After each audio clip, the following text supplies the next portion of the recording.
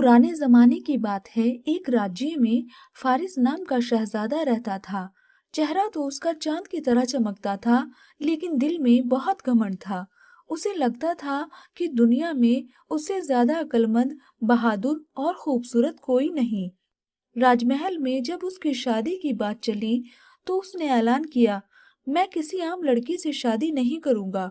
मेरी बीवी भी अक्लमंद होनी चाहिए जितना मैं हूँ। बादशाह ने हंसते हुए कहा, फिर तो बेटा शायद तुम्हें जिंदगी भर इंतजार करना पड़ेगा।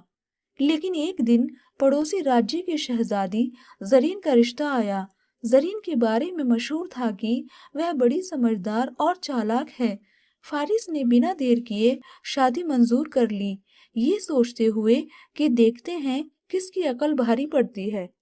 शादी के पहले ही हफ्ते में शहजादी ने सोचा, मैं इसे जरा आजमाता हूँ। वो बोला, जरीन अगर तुम सच में अक्लमंद हो तो मुझे ऐसा खाना बनाकर दिखाओ जो नमक के बिना भी अच्छा लगे।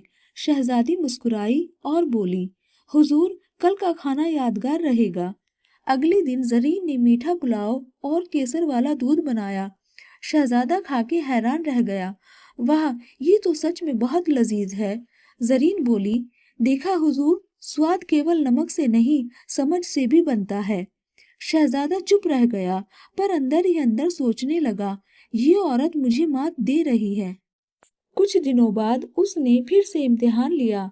अगर तुम वाकई समझदार हो तो ऐसा काम करो जिससे मैं हंसूं भी और नाराज भी हो जाऊं। जरीन ने मुस्कुराकर कहा, ठीक है। अगली सुबह जरीन ने दरबार में सबके सामने एक प्याले में दूध और शहद लेकर आई और फिर उसने शहजादे के सिर पर डाल दिया। दरबार में सब दंग रह गए। शहजादा गुस्से में खड़ा हुआ। तुमने ये क्या किया? जरीन बोली, हुजूर, शहद की मिठास आपकी मुस्कान के लिए और दूध की ठंडक आपके गुस्से के लिए थी। अब बताइए, आप हंस रहे हैं या नाराज? शहजादा पहले तो भड़क उठा, फिर जोर से हंस पड़ा। तुमने तो मुझे सच में बेवकूफ बना दिया। दिन बीतते गए और धीरे धीरे फारिस का घमंड टूटने लगा। अब वो जरीन से कहता, पहले मैं सोचता था मैं सबसे समझदार हूँ, पर अब समझ आया अकल ताकत में नहीं, नरमी में छिपी होती है। जरीन मुस्कुराई और बोली, हुजूर, औरत मर्द से कम नहीं होती, बस वो अपनी चालाकी मोहब्बत के पर्दे में छिपा लेती है। उस दिन से शहजादा अपनी बीवी का और भी ज्यादा आदर करने लगा।